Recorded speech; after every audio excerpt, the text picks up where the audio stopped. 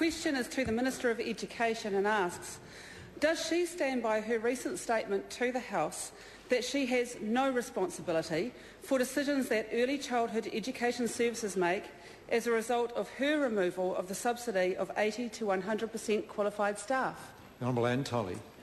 Mr Speaker, yes, the decisions that services make in response to this reprioritisation are their own responsibility and they have a number of options available to them.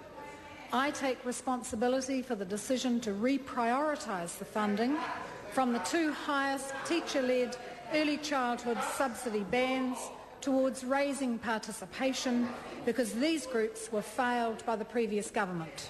Moroney. Who is responsible then for the $2.7 million funding cut for ABC centres throughout New Zealand, affecting 8,000 children and their families? The Honourable Tolley.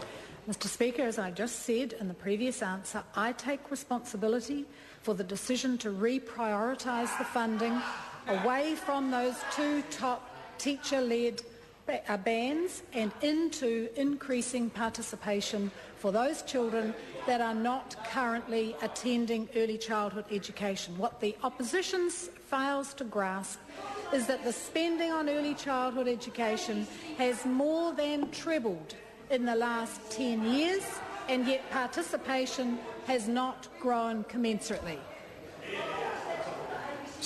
William Sewell. Is she responsible for the $95,000 per annum funding cut for the Maingri Living and Learning Family Centre, affecting 113 children, 98% of whom are Māori and Pacifica? The Honourable Tolley. Mr Speaker, yes, I have said I am responsible for changing the funding for those two high top bands in teacher-led services. But those services have a range of choices that they can make. They can make a number of choices which include meeting this government's 80% qualified teacher requirements. They can change the services that they deliver. They can change the hours of their services. They have a range of decisions, and that is their responsibility. Louise Upston. Supplementary to the Minister of Education. What has the reprioritisation of the funding for the 80 to 100% qualified staff in early childhood education services allowed the government to do? Honourable Tolley. Mr Speaker, we have to do more to increase participation in early childhood education. Despite the spending growing by 300%, the previous government increased the numbers of children attending before they go to school by less than 1 percentage point. So 300% more and less than 1 percentage point. By reprioritising those two top funding bands, it's allowed us to invest an extra $91.8 million over 4 years for a package to boost participation among groups that are currently missing out. Moana Mackey, supplementary. Supplementary to the Minister. Is she saying that the Gisborne YMCA should be grateful that as a best case scenario they are going to lose $186,000 per annum in funding, or that the Papamoa East community should be grateful that a kindergarten that was planning to go ahead for 50 families is now no longer happening because of her funding cuts? The Honourable Tolley.